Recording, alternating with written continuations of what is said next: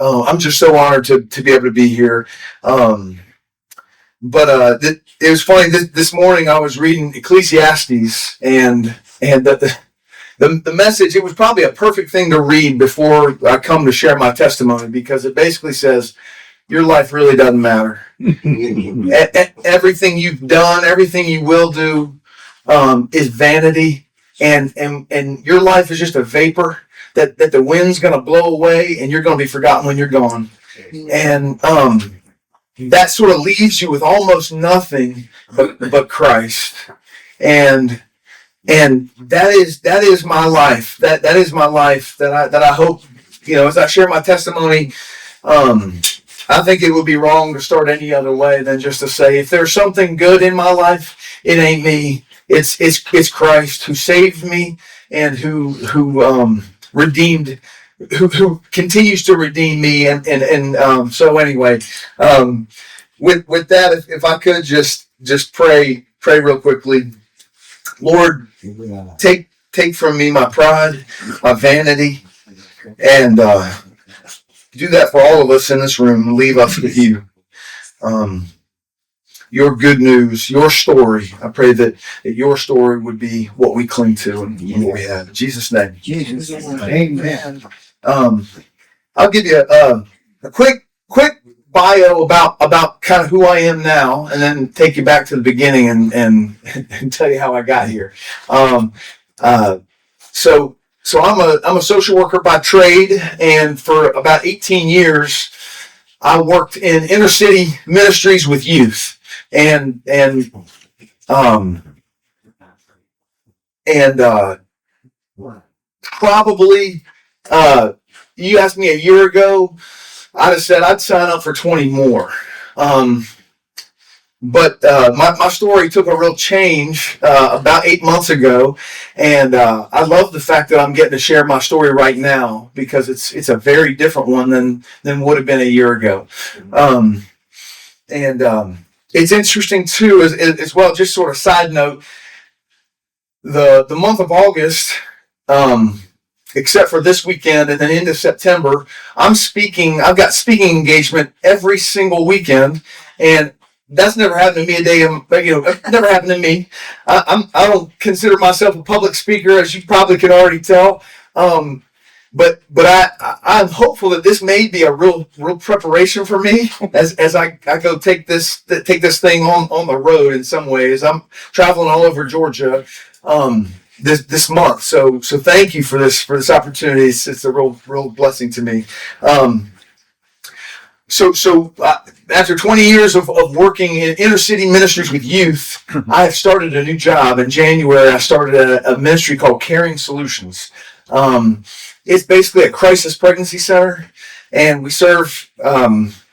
It's me and about 20 women, and pregnant women are coming. You guys are probably really confused, but I serve the fathers there.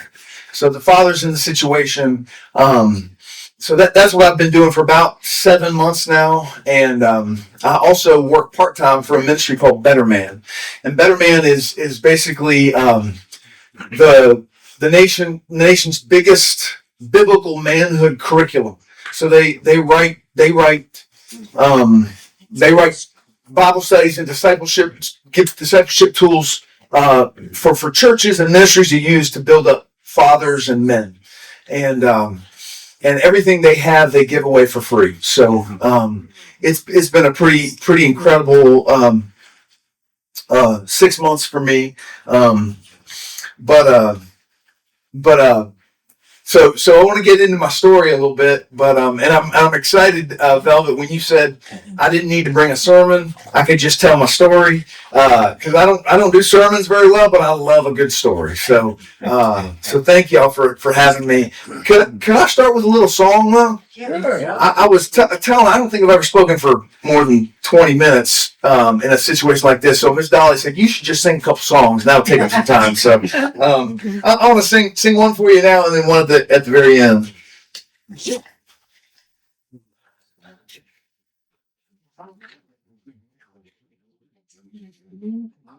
Um, Steven, do you want a stove to sit on, or would you rather stand up? This is good. So this is a song. I love to write music. This is actually not one that I wrote. This is one that was rolling around in my head on my way here, and it just really paints a pretty beautiful picture of my life, my testimony. It's called "Goodness of God." Have y'all heard that song? All my life you have been faithful. All my life you've been so good. With every breath that I'm able, I'll declare the goodness of God. Let's see if this key works.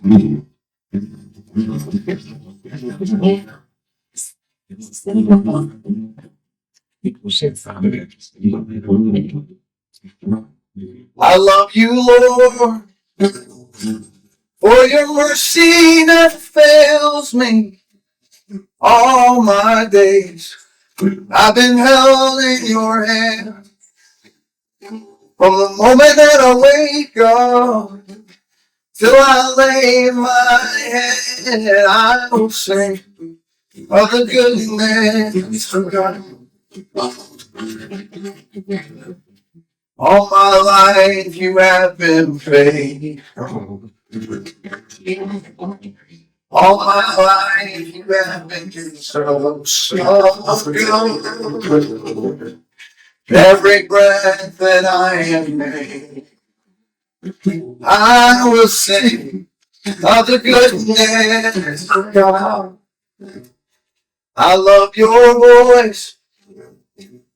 You have led me through the fire in darkest night. You are close like no other.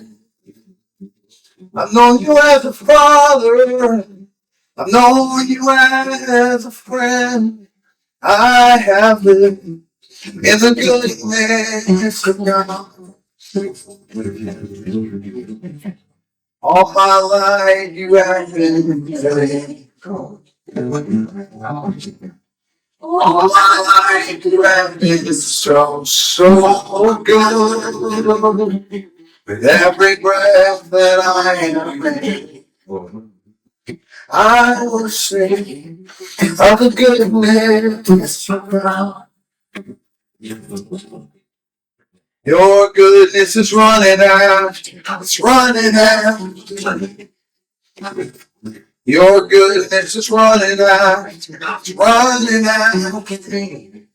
With my life laid down, surrender now. I'll give you everything. Your goodness is running out. It's running out. All my life you have been faithful. All my life you have been so good. With every breath that I am made, I will sing of the goodness of God. I will sing of the goodness of God. Hallelujah. Amen. Amen. Hope you don't mind we joined in. I needed that. I didn't practice that one, so but man, didn't well, can't speak for you, I guess, but man, his goodness has run after me. In spite of myself, I'm running away from him, and he has chased me down. Yes. Man, it seems like he will never stop, and I'm so thankful for that. I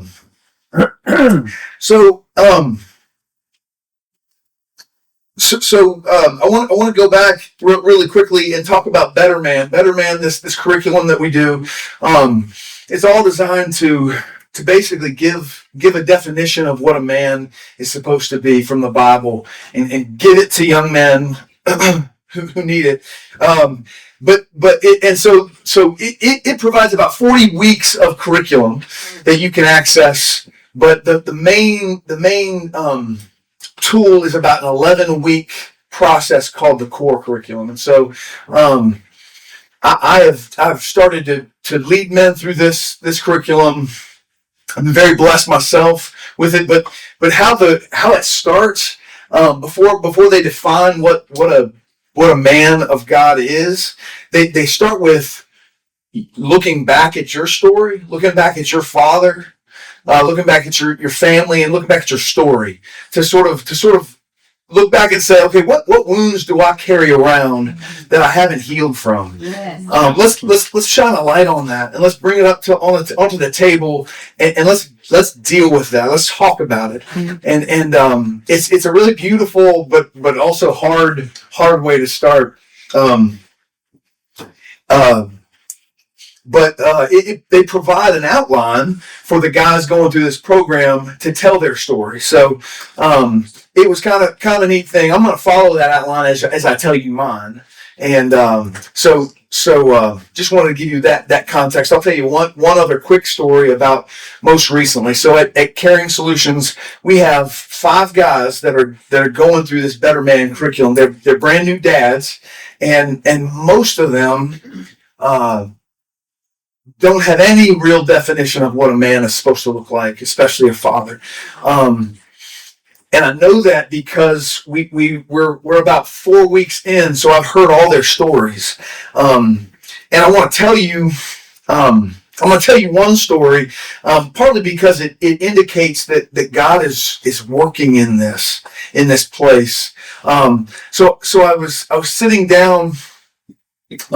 To do the story, you really need to allow a lot of time for them to share their story. So separate from our group meeting, I meet one-on-one with them. So I was sitting down with one of our guys, and I said, "Man, all right, tell me your story. Take me all the way back." He said, "Well, I grew up in the south side of Chicago in the 1990s." And he starts telling me about living in a rough neighborhood. He said, "My dad went to prison when I was just a kid. Went away for 17 years. So like every moment that I could have really used him growing up, he was just gone." And he went on to tell me about that. So I'm part of the Better Man outline is to ask him, okay, tell me about your family. Tell me about good moments.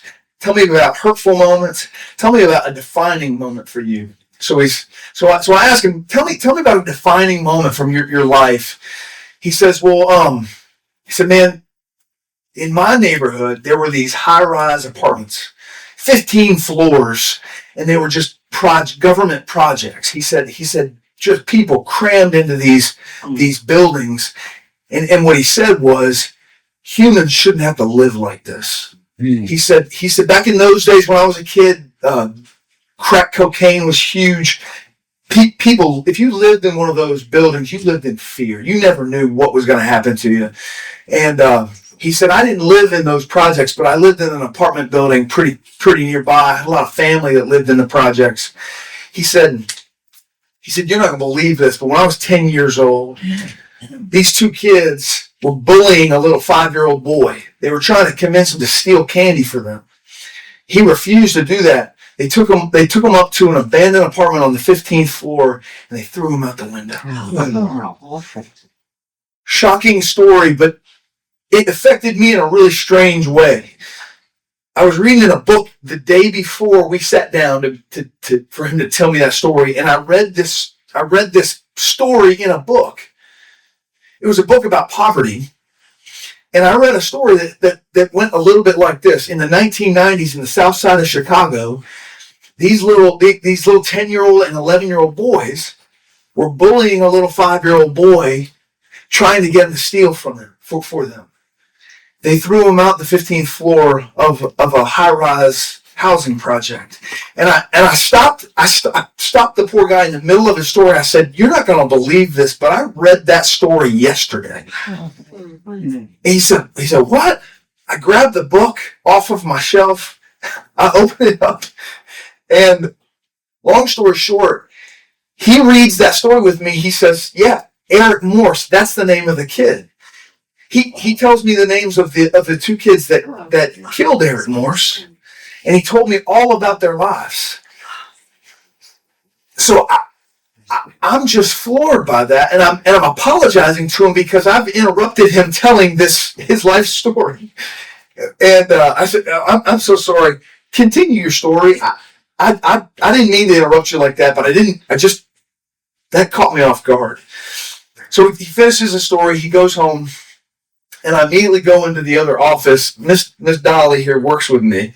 So I go in and I say, Dolly, you're not going to believe what just happened to me. Dolly and Denise is another woman that we work with. She's a counselor of the young women that come in. And so I say, listen to this. And I tell them the story. I just say, he's telling me his life story. He tells this story. I was reading it yesterday. And they're like, wow. And Dolly's words were, well, I think that's a God thing.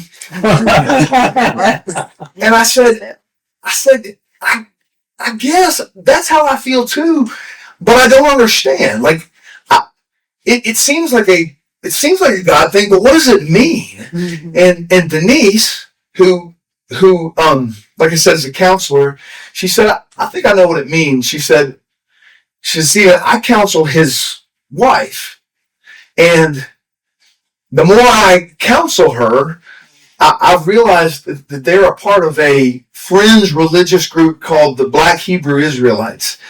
And she said, I've done a little bit of research, and basically what this group believes is effectively that they are the black people are the true Jewish people, and basically that what they believe is that the white people are going to hell.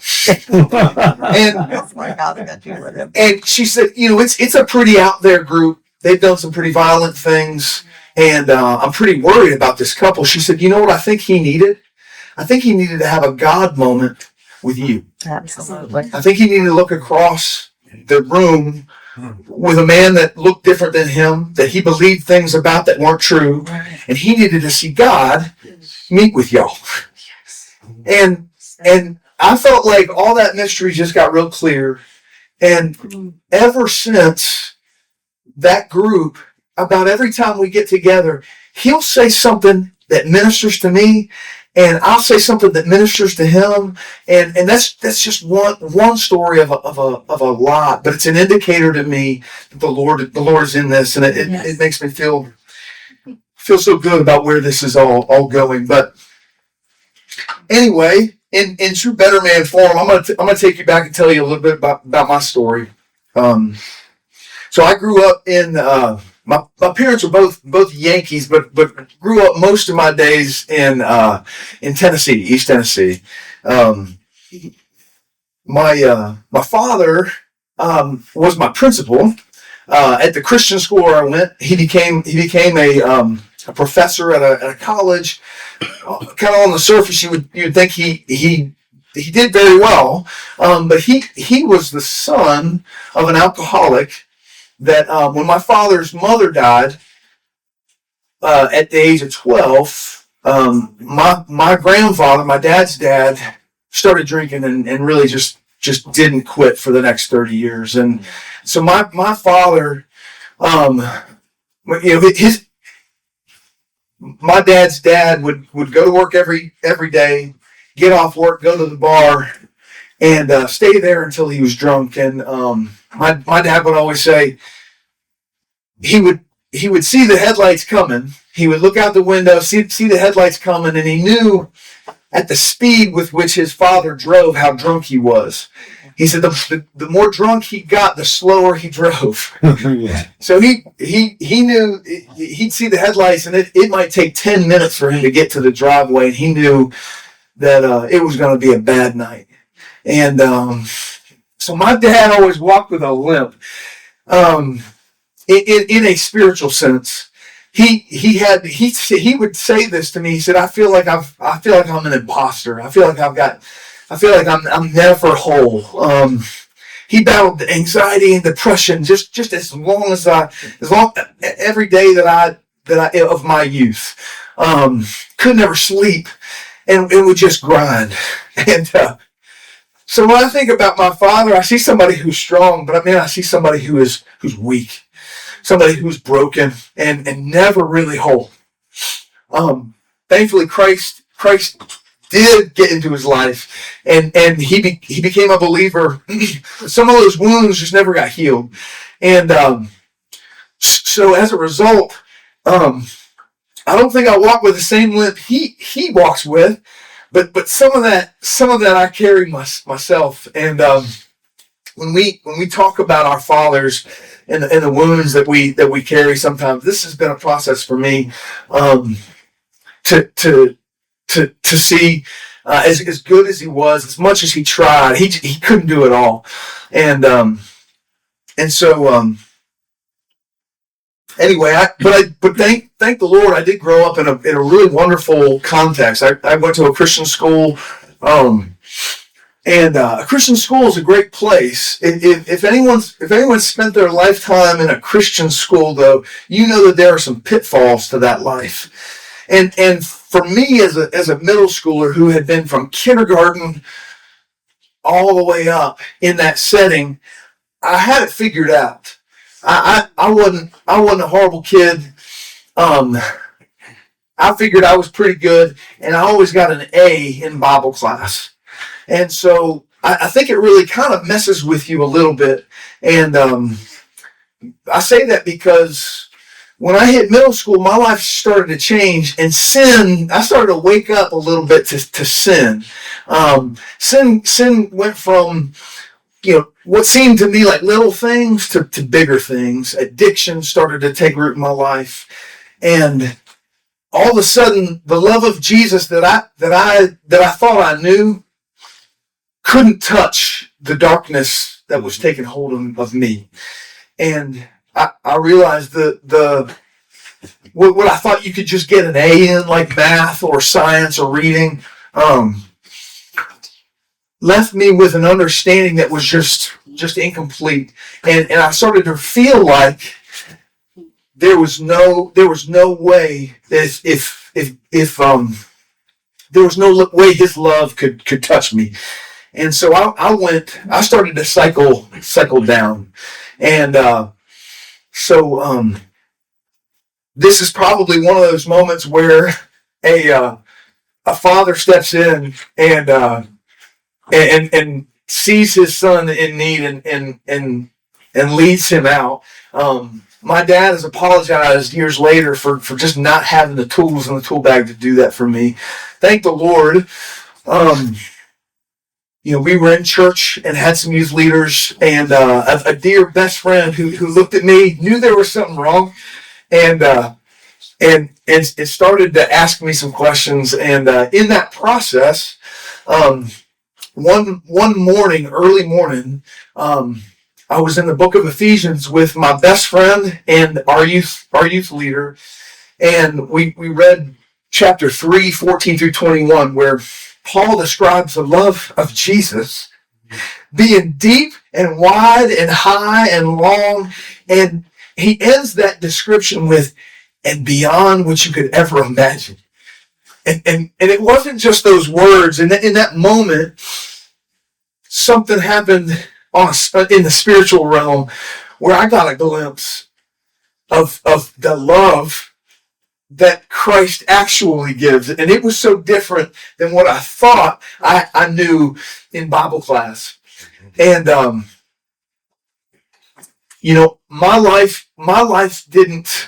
my actions didn't change immediately. The struggles that kept me in shame and in guilt and didn't go away all at once. But I clung to that love that at that moment, and I've never let go. Amen. And his goodness has run after me ever since. And so that is sort of where my testimony really begins. So from there, I had some moments growing up that were pretty formative and good. When I was in middle school, we took a trip to the inner city of Atlanta, and we stayed with this woman named Kathy, and she had this mission house, and she had an RV painted like Noah's Ark. So, Happy Tucker. is that her name? Oh my goodness. I got goosebumps. I have always wanted to know who that woman was. Oh my God. All I knew was that her name was Kathy. I'm on her board. Oh my goodness. Well, is she still alive? Oh, yes. Oh my goodness. Well, Go and find her board. if you see Kathy, will you tell her that she really set my life on a course? I would love to tell her that myself sometime, actually. I'll give you her number. Oh my goodness, that would be amazing. Yeah. Well, we 2 summers in a row when I was like 7th grade and 8th grade, we would drive down to Atlanta. I don't know where we found Kathy, but we would sleep in the floor of this mission house. Cabbage Town.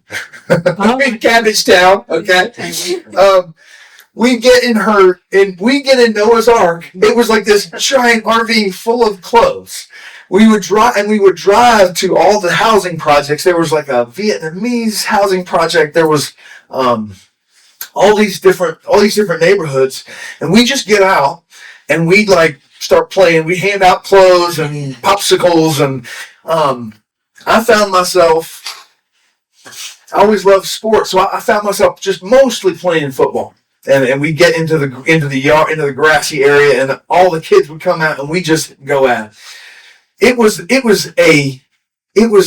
It sent my life. Something about those moments said, I like this. I want to do this. And so when it came time for college, I with that with Kathy and that place in mind, I went off to social work school and I got a social work degree.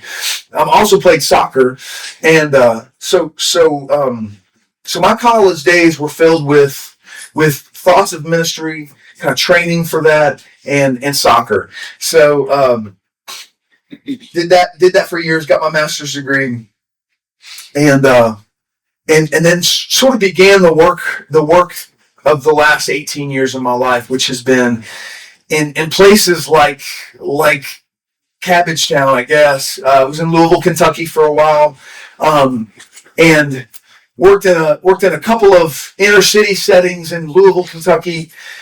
The more I worked in that setting, the more I realized a real yearning started to kind of hit me for a community center that was linked up with the church. I felt like we were kind of on an island. We were doing all this work, but what I really wanted to do was help children in the inner city, and then on Sunday morning, we all kneel together at the foot of the cross and be brothers and sisters in Christ, not just a client practitioner relationship. So that was really on me, and so about that time, my father-in-law, Lauren's dad calls and basically describes a place in Macon that's a bit like that. The church was called Strong Tower, and the community center was called Campus Clubs.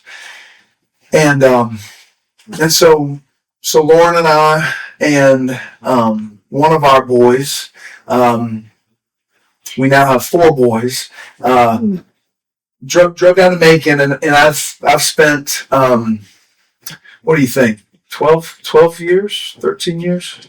Oh. Spent about 12 years in the Pleasant Hill neighborhood, ministering to the youth in a pretty impoverished area right off the downtown. I will say before one of the other sort of bullet points I had here are noble moments in my life, and I wrote down 2 things I wanted to share with you. When I was a little boy, my father, who was my principal, he would there were weekends where he would leave, and he'd be gone Friday night, Saturday, and Sunday he would come back. And I don't remember ever knowing he was going, but I remember him being gone.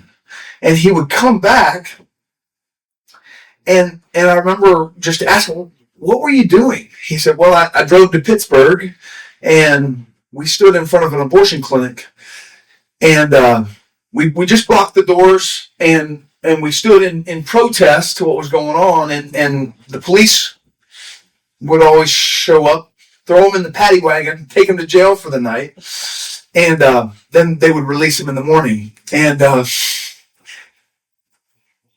for as I really describe my father as a broken man, but for all of his brokenness, a moment of courage and nobility that changed my life was that watching my father put his life at risk, put his reputation, his record at risk to stand for what was right.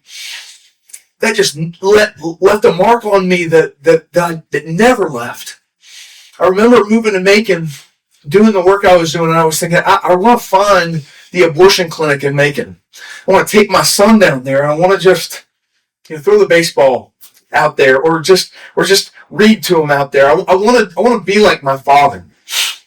So anyway, that was just a noble moment that I'll refer to in a little while. Another sort of noble figure in my life is my wife. I've been blessed to the Lord gave me my wife, and she to me is nobility and grace in person form. I'm not trying to tell you all my mess while I'm up here speaking, but I probably should. I'm a mess. I'm a wreck. And when she found me, I was just the absolute worst bachelor that you could ever imagine. I was living in an RV on the side of a hill, and she pulled me out of that and gave me a home, and she is just the anchor of my life. She's somebody, when I think of the word grace, nobility, it's Lauren. So I wanted to just throw that out there. Because it's part of my outline.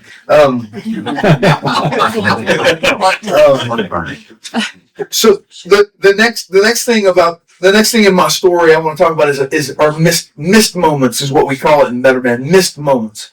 And what I wrote down for the missed moments in my life is what I see as years of futility. And I say it like that because the 18, nearly 20 years I spent working in the inner city with youth, and like I said, I'd have done 20 more because the cause was desperate. The situation was out of control, and it still is. The problem was, and I said this for years, if I could wave a magic wand over the Pleasant Hill neighborhood in Macon, if I could change one thing, it would be to bring the fathers back to the children. Amen. Because if you stay in a place like that long enough, you especially in the role where I was, where effectively I was the father figure for about 100 kids that didn't have a dad. I realized I'm a sorry excuse for their father. That is a job that I couldn't do. And I would fool myself into believing that I could, but the problem is we stayed there too long.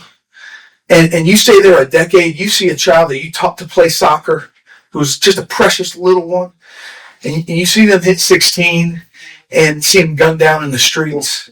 Yeah. And the problem for me was when COVID hit, it was right about COVID, that neighborhood became the Wild West. And the numbers, as we would lose kids that we knew as little ones, as we would lose them, we would write down their names, and the numbers would grow from 5 to 10 to 15. The last time I counted the kids that either were shot someone, the number was 29. A grief settled in on me, and as I realized sort of the futility of the problem, I'm going to get down to the next section. It's called Hurtful Moments, that we talk about in Better Man. About that time, a grief started hitting me that I didn't know what to do with, and it would manifest in ways I didn't even know what was happening to me. I'd be reading a story to my children at night, and for some reason, if there was ever a story of bravery that I was reading, I would just lose it. I would cry. I'd have to put down the book. I'd have to have either Lauren read or my oldest son. You got to take over. My kids are like, "What is wrong with Dad?" And this went on and on and on until I was reading a book, and in the book it was a man who was a wartime journalist, is what his career was. He would go into war-torn situations and document what he saw. He describes a scene where he and his friends almost get hit by a bomb in the Balkans somewhere.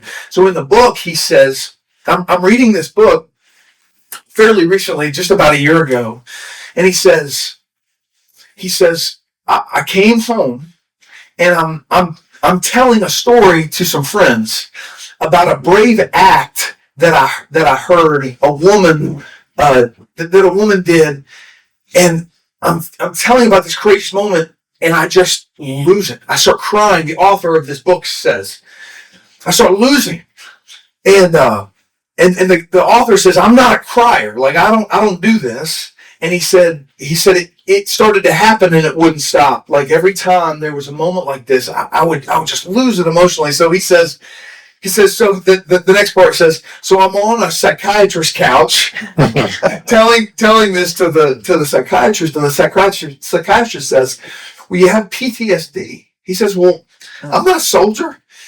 She says, well, here's the truth about grief. It doesn't have to happen to you. It can happen to someone you're with. It can happen in front of you. And that grief can settle on you like it happened to you. And in that moment, I realized what was going on in my life. That this deep grief, y'all, there was a mother. She had 5 boys. I knew all of them. They all stair-step grew up in our program, in our center.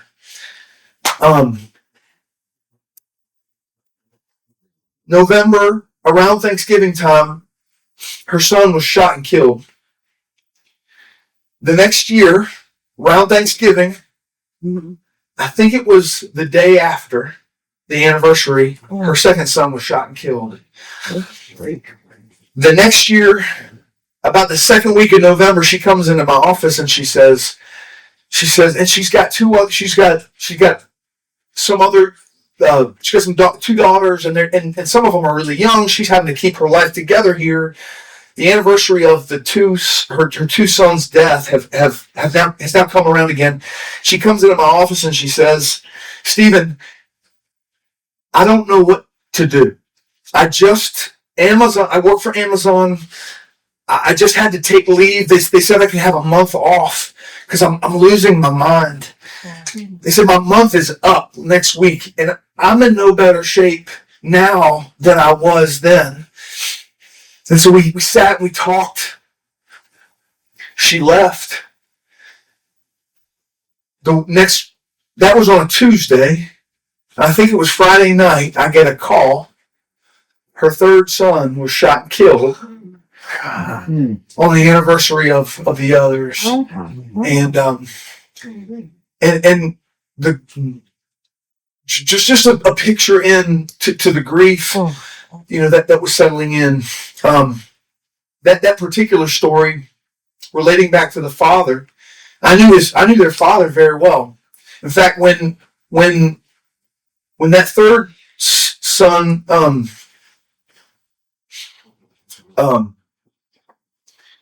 so there are 2 younger ones that are still alive. And those 2 younger ones, I taught to play soccer, and I remember when they were on a soccer team together, their father, that was when he finally left their home. He was an alcoholic, and the crazy thing was that when we were coaching this soccer team, this father of these boys left the home, went across the neighborhood, and started living with a woman whose son was also on our soccer team.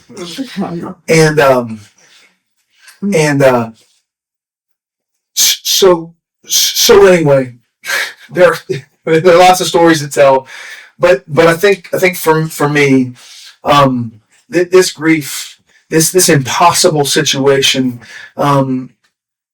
settle into the point where I was starting to sort of lose hope. But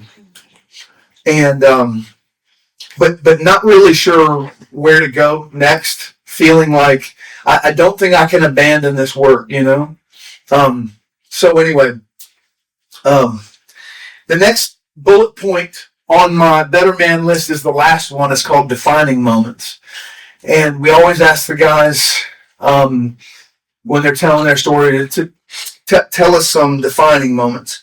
And so sort of on the tail end of this 12-year experience tacked on to 6 more in Kentucky, I am sort of at the end of myself. And right about that time, I get a phone call. This is in October of last year, and Christina calls from Caring Solutions, and she's a friend of mine. She calls and she says, "Steven, I want to offer you something." She said, I've been praying about the work of Caring Solutions. She said, this is our 40th anniversary. We've been doing this work for 40 years. And, but I'm really struggling because there's a futility to the work that I don't really know how to deal with. And I've been praying to the Lord, and I've asked the Lord, God, what's our next step for this ministry? And I want to tell you what he said to me. And she said, the Lord's response to me was not what I expected. The Lord said, you already know what the next step is. The question is, are you going to take it? And she said, I was looking for something mysterious. I was looking for something that, that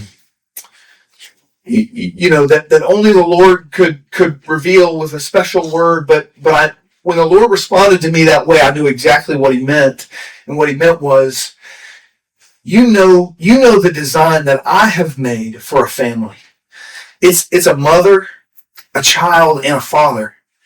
And for all your toil, you have neglected my designs. You have not made an intentional step towards the Father's. And so for as long as you're going to keep doing that, you're going to reap a lot of futility. And so she said, I was rebuked from the Lord. And so here's what I'm calling you to say is that, like, I would like you to come full time, and we're going to take an intentional step to reach the fathers in these situations. And if you don't do it, I'm going to find somebody who will. And I don't know even what that looks like. She said, your job description is a blank piece of paper. You gotta come and do it. I don't know even what it is, but you gotta do it. And when she said that to me, the rebuke that the Lord gave her hit me like a baseball bat. And I thought, for 20 years, you labored in this setting, and not once did you make an intentional step towards the fathers in these situations. You never stepped out into my designs, and it really crushed me. I didn't know what to do. I didn't know what to say to Christina. I wasn't sure if I should say yes or just take the rebuke on back to the farm and keep the hands to the plow where I was. And so she said, well, if you're interested enough to have a conversation, a more detailed conversation, let's do it. I said, yeah, I'm definitely that interested. So we have another conversation. It's taking a little more shape. And she says, all right, well, if you're still at least in the conversation, send me an email with the minimum amount of money you need to make. Which Minimal. didn't love that. I thought, maybe give me a range or, so I prayed on that. I labored on that, and I sent her an email. And then I worried all weekend long.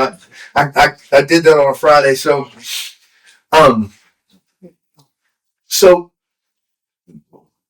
at the same weekend, a friend of mine calls me, And this guy I hadn't talked to in 15 years. His name is Chris Harper. And I know Chris from graduate school.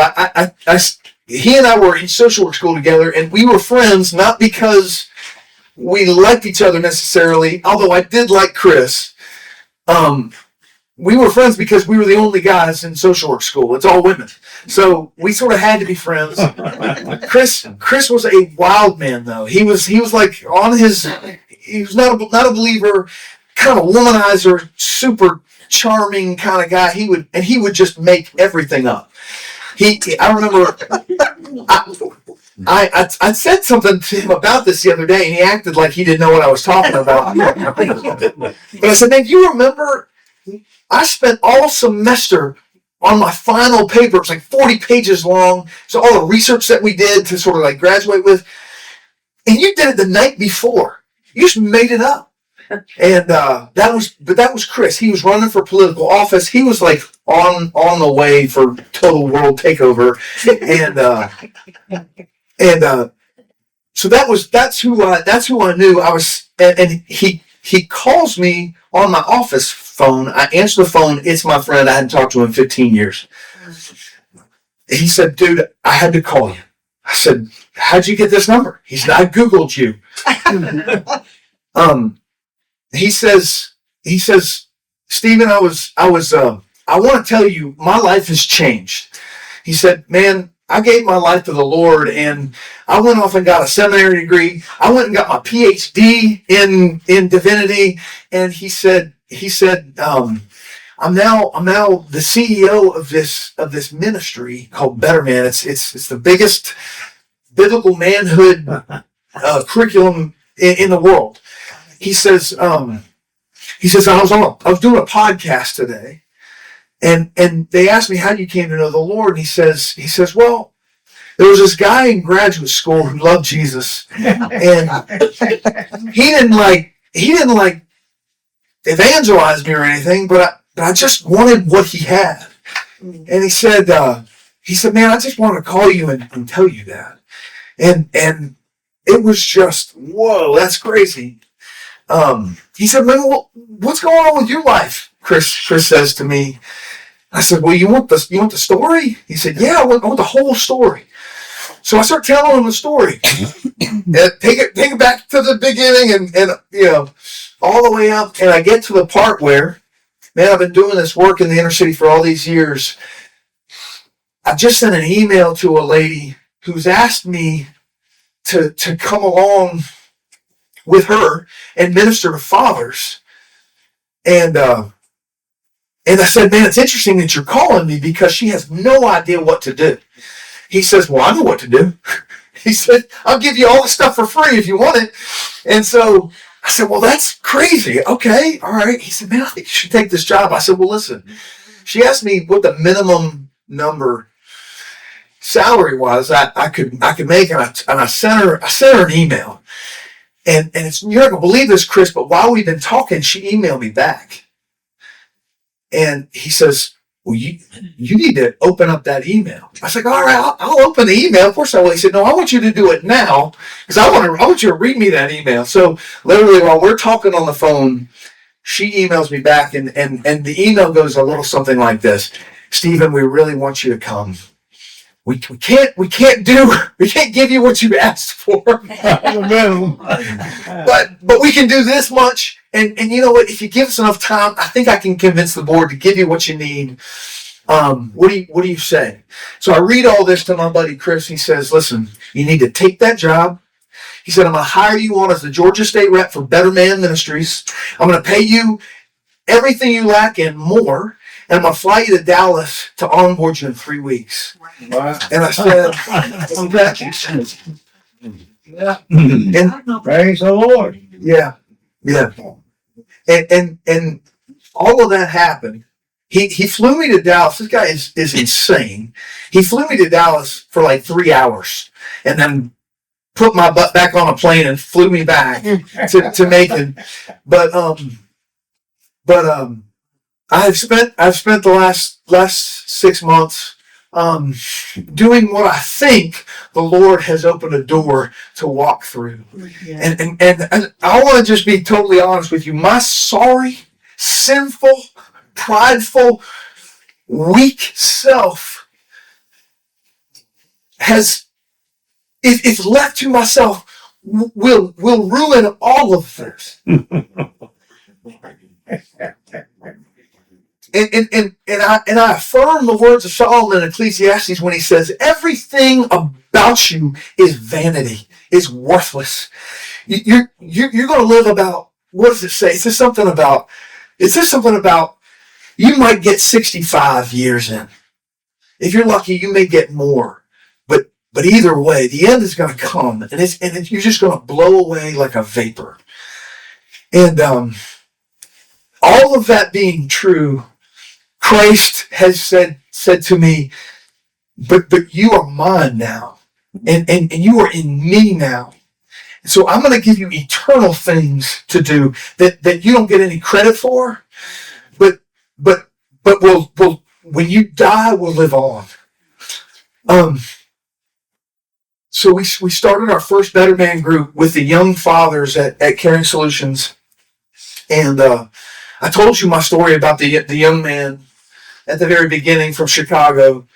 The other guy in the room says I grew up in the inner city of New York, and my parents were gangbangers. They were just horrible.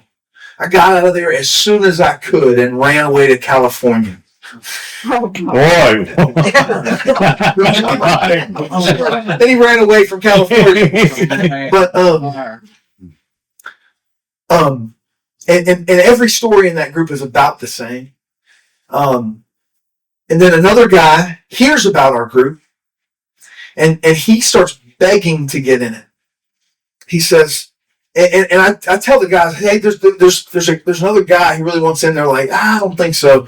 We don't trust easily. We got this group going. I don't think we need to let another guy in. I said, all right. Well, I'll tell him. So I said, man, look, you're gonna have to wait. I don't know what to do. And the guy said, man, please. He said, I don't know how long I have to wait. I need this.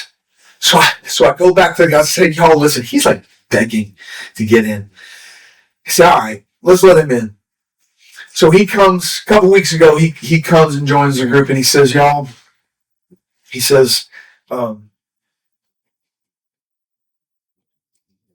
couple weeks ago, I mean, my life is just nowhere. Like I don't have any idea what I'm doing, where I'm going. He said, I got in my car the other day and I went to a dirt road and I drove as fast as I could, hoping that the car would lose control and it would be over. And he goes in and just tells the story, and we're just sitting there listening to it, and we're like, man, we're glad you're here. We're glad you made it. I think the Lord kept you on that road, and you need to see this as a brotherhood that's going somewhere. So thank y'all for letting me come here. Thank you for letting me kind of give my story. The final sort of piece is is what's happening this month. Chris calls and says, hey man, it looks like the Georgia Baptist Convention has taken on Better Man as their discipleship tool for men. So I'm going to need you to travel all over the state every single weekend this month and next month. I need you to tell them all about Better Man, because it seems like the Lord's spreading this thing around. So like I said, I'm not a public speaker, but I guess I am now. And so thank you for letting me come. Thank you for letting me practice a little bit. And I'll say one more thing about Better Man. It ain't Better Man. Better Man is it's you look through this stuff. There's nothing special about it. It's just the gospel. It's just the gospel written for men. It's just taking the Bible and making it easy to understand. And what it is providing a definition for what a man should look like based upon God's designs. And I'll give you this to sort of go on. It is ministered to me. Here it is. They define manhood like this. It's the 4 W's. A good man follows God's word. A good man provides and protects God's woman. Oh man, here I lost it. A good man goes excellently does God's work, and a good man goes out into the world. And with that definition, we're helping men tell their stories, find the wounds that they carry around, help them heal those things, and then give them a definition for manhood that they can follow for the rest of their lives. We hope so. Thank you. Amen.